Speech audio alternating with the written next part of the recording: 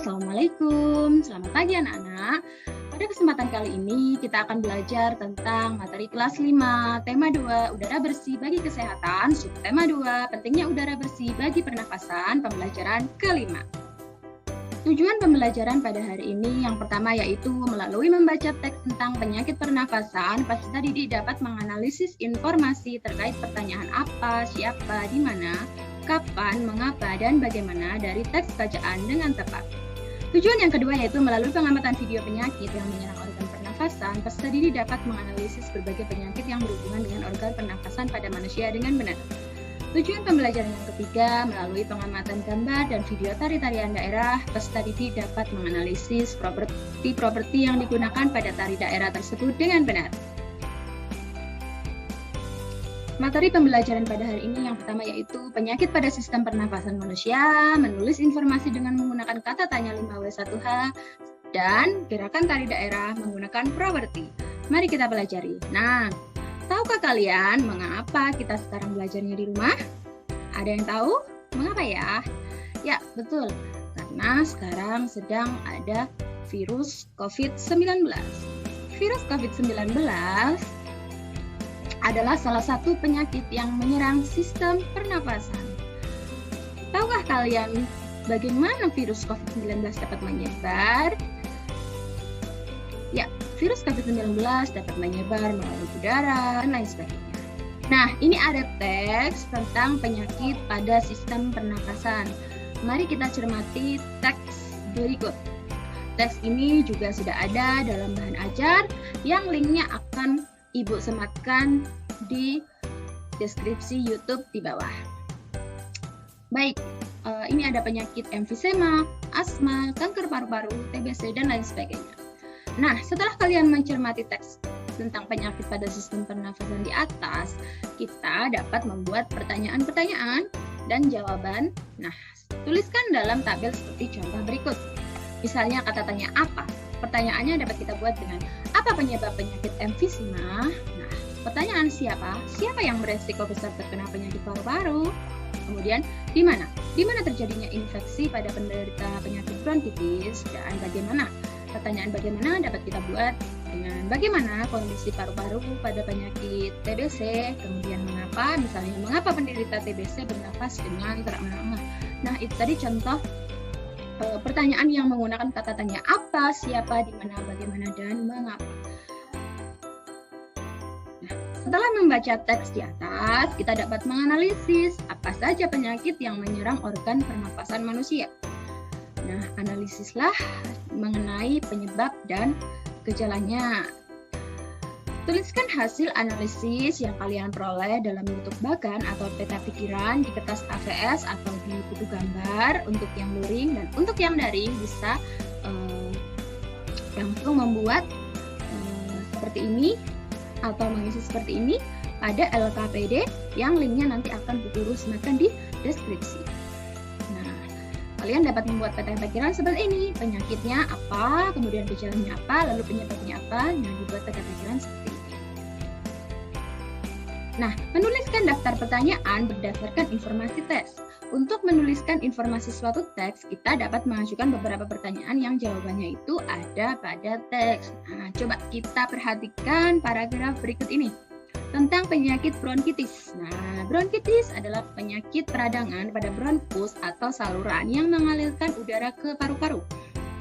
Bronkitis dapat disebabkan oleh serangan virus, bakteri, atau menghirup zat-zat kimia, misalnya asap rokok dan asap polusi kendaraan. Bronkitis juga dapat terjadi karena komplikasi penyakit lain seperti influenza dan campak. Gejala-gejala penyakit tersebut yaitu batuk berdahak, demam ringan, dan cepat lelah. Nah, kalian dapat mendiskusikan pertanyaan yang berkaitan dengan informasi yang tersedia pada teks tersebut. Misalnya pertanyaan, apakah yang dimaksud dengan penyakit bronkitis? Nah, jawabannya, penyakit bronkitis adalah penyakit peradangan pada bronkus atau saluran yang mengalirkan udara ke paru-paru. Nah, kemudian dapat juga membuat pertanyaan, apakah penyebab penyakit bronkitis, apa saja gejala-gejala penyakit bronkitis? Nah, gejala-gejala penyakit bronkitis yaitu batuk berdahak, demam ringan, dan cepat lelah. Misalnya seperti itu. Dari membuat pertanyaan-pertanyaan kualitas bacaan, kita dapat mendapatkan informasi yang ada di dalam bacaan tersebut. Kemudian, pernahkah kalian melihat orang yang sedang merokok? Pernahkah? Jika pernah, apakah ada anggota keluarga kalian yang merokok?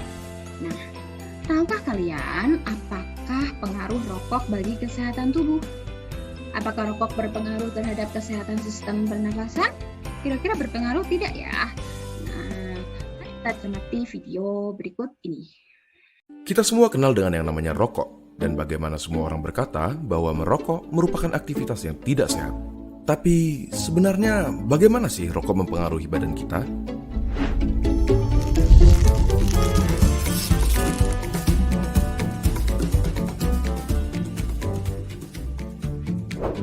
Coba kita mulai dengan komponen-komponennya. Pertama, nikotin. Suatu zat yang bisa bikin kita kecanduan, si alasan utama kenapa semua orang tidak bisa berhenti merokok. Bahkan, dia adalah alasan kenapa mereka yang berniat berhenti merasa tidak nyaman dan akhirnya ditarik kembali.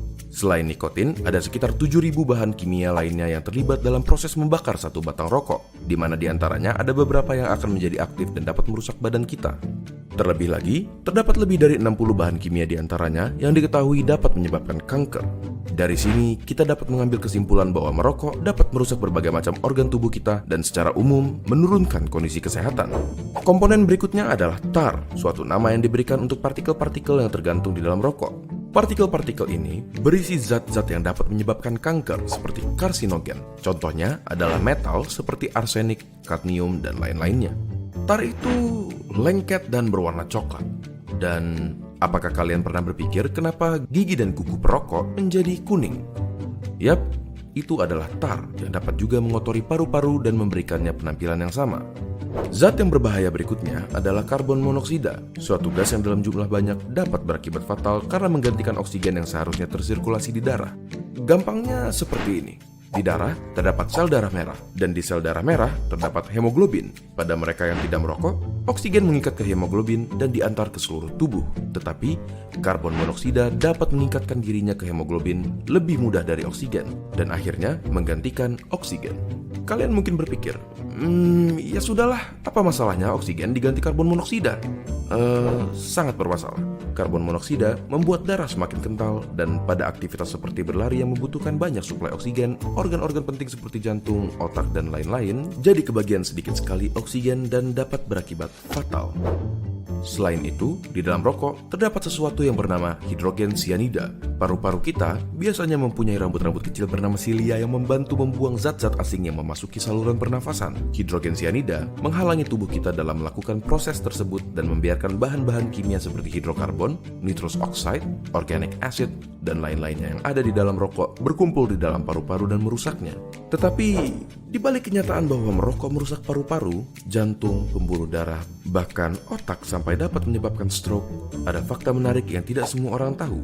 Suatu penelitian menyatakan bahwa merokok mengurangi risiko penyakit yang bernama ulcerative colitis, suatu penyakit di usus. Tetapi, rokok meningkatkan kemungkinan terkena Crohn's disease, suatu penyakit di usus juga. Apakah bebas dari ulcerative colitis sepadan dengan risiko-risiko lainnya? Nah, setelah mencermati video tadi, untuk lebih memahami tentang bahaya rokok bagi kesehatan, coba jawablah pertanyaan-pertanyaan di bawah ini dengan baik. Nah, apa saja yang terkandung dalam rokok? Kemudian, penyakit apa saja yang ditimbulkan dari merokok? Jelaskan. Kemudian, kita ketahui dalam kehidupan sehari-hari sekarang berkembang rokok elektrik. Menurut kalian, rokok elektrik ini berbahaya atau tidak ya bagi kesehatan? Jelaskan. Setelah melakukan kegiatan di atas, maka dapat disimpulkan bahwa bahaya rokok bagi kesehatan pernafasan manusia yaitu ini. Nah, kalian dapat menjawab pertanyaan-pertanyaan ini, berarti kalian telah mencermati video tentang bahaya rokok yang telah Guru tampilkan. Nah, sekarang kita pelajari penyakit yang mengganggu sistem pernafasan. Kita pelajari satu-satu. Dari mulai TBC. TBC merupakan penyakit yang disebabkan oleh bakteri Mycobacterium tuberculosis. Kemudian bronkitis, yaitu gangguan pada cabang bronkus akibat infeksi sehingga menghasilkan lendir yang menyumbat bronkus. Asma adalah penyakit yang terjadi karena penyempitan saluran pernafasan yang disebabkan oleh alergi terhadap debu, pasir, bulu, maupun serangga kecil. Sedangkan ISPA adalah infeksi yang bersifat akut, biasanya melibatkan organ saluran pernafasan, hidung, sinus, faring, atau laring. Influenza merupakan penyakit menular yang disebabkan oleh virus dan biasanya sering kita jumpai dalam kehidupan sehari-hari. Ini ada rangkumannya: emfisema, kanker paru-paru, TBC. Dapat kalian lihat pada teks berikut ini. Kemudian ada penyakit asma yang disebabkan oleh penyumbatan saluran pernafasan yang dapat disebabkan oleh debu, udara dingin, alergi terhadap makanan tertentu, atau kelelahan. Nah, gejalanya itu biasanya dada terasa sesak, batuk, nafas terasa berat. Ada penyakit flu yang biasanya gejalanya sering kita jumpai ya. Kemudian ada penyakit bronkitis, tonsilitis, dan pneumonia. Penyebab, gejala, serta pengobatannya dapat kalian lihat pada tampilan berikut ini.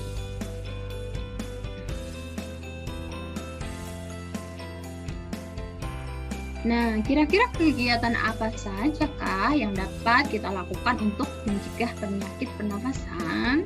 Kegiatan apa ya? Coba kita amati gambar 1, gambar 2, gambar 3, gambar 4, gambar 5, gambar 6 ya. Betul, gambar 1 itu kita sebisa mungkin tidak menimbulkan polusi udara.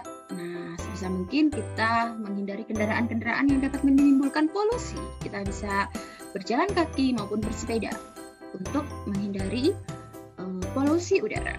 Gambar kedua itu kita harus rajin berolahraga. Kita harus rajin berolahraga, bisa setiap hari, seminggu 3 kali ya. Jadi kita perlu mempersiapkan jadwal untuk olahraga kita. Gambar ketiga adalah kita perlu tidak merokok untuk mencegah penyakit pernafasan. Karena merokok banyak bahaya yang ditimbulkan untuk kesehatan kita. Nah, gambar keempat itu kita harus rajin membersihkan rumah, halaman, dan tempat tinggal sekitar kita. Gambar yang kelima, kita harus rajin menanam tanaman-tanaman atau pepohonan-pepohonan yang rindang. Nah, kemudian gambar yang keenam, tentunya kita harus wajib atau beristirahat dengan cukup. Beristirahat minimal 8 jam sehari supaya dapat mencegah penyakit pernafasan. Nah, ternyata banyak sekali penyakit pada pernafasan manusia ya. Nah, sekarang ayo kita menjaga organ pernafasan kita dengan cara apa tadi? Ya, yang pertama dengan cara menjaga lingkungan tetap bersih sehingga udara yang dihirup juga bebas dari polusi. Kemudian kita dapat memperbanyak ventilasi udara di dalam ruangan. Lalu yang ketiga, kita tadi rajin berolahraga. Olahraga bisa kita lakukan dengan apa saja, misalnya berlari, berenang, bersepeda, main bulu tangkis, dan sebagainya. Yang keempat, kita perlu memperbanyak konsumsi sayur dan buah untuk menangkal radikal bebas. Nah, yang kelima, gunakan masker saat bepergian kemanapun dan hindari kerumunan. Kemudian yang terakhir, jangan merokok dan jangan minum minuman beralkohol. Nah, merawat organ pernafasan dengan tidak merokok. Nah, karena merokok itu sangat berbahaya terhadap kesehatan sistem pernafasan manusia. Nah, penyebab atau akibat dari merokok diantaranya kita dapat mudah terserang penyakit lumpuh otak, beresiko mengalami penyakit kanker paru-paru, kemudian menyebabkan penyakit bronkitis, pneumonia, emfisema, kemudian mempercepat kematian sel-sel tubuh, mengganggu kesehatan janin bagi ibu yang hamil. Nah, coba perhatikan gambar di bawah ini. Ada gambar apa ini ya? Ya, betul. Itu ada gambar orang sedang menari. Nah, kebiasaan hidup sehat akan meminimalkan kemungkinan kita terserang penyakit. Salah satu kebiasaan hidup sehat adalah dengan selalu aktif melakukan latihan fisik. Latihan fisik itu tidak hanya dapat dilakukan dengan olahraga saja, tetapi kita juga dapat melakukan latihan fisik dengan menari. Ya, betul, dengan menari. Nah, dalam menari kita sering mengenal properti. Properti tari adalah salah satu unsur pelengkap dalam sebuah tarian. Hampir semua tarian Nusantara menggunakan properti. Kelengkapan tari itu disebut dengan properti kan tadi. Nah, properti tari itu merupakan perlengkapan yang dikenakan dalam sebuah tarian. Properti tari antara lain itu ada sampur, bokor, bakul, keris, kipas, kuda kepang, piring, lilin, serta payung. Nah, dengan menggunakan properti, penari dapat menyampaikan ide dan makna gerakan dalam tariannya sehingga mudah dipahami oleh penonton. Properti tari juga berfungsi untuk menghidupkan karakter tokoh, membedakan jenis tarian sebagai aksesori penari, dan memberi nilai tambah keindahan dalam tarian. Coba amati gambar tari-tari Nusantara berikut ini. Kemudian analisis nama tarian, asal daerahnya, serta properti yang digunakan dalam tarian tersebut. Ya, kita mulai dari gambar A. Betul, ini adalah tari piring. Propertinya apa? Iya betul, ini propertinya adalah piring. Nah, kemudian gambar B, ini adalah tari kipas. Propertinya adalah kipas. Nah, gambar C, apa ini? Ada propertinya ada selendang dan piring. Kemudian tarian pada gambar D, propertinya ada topeng. Nah, ini merupakan tari topeng.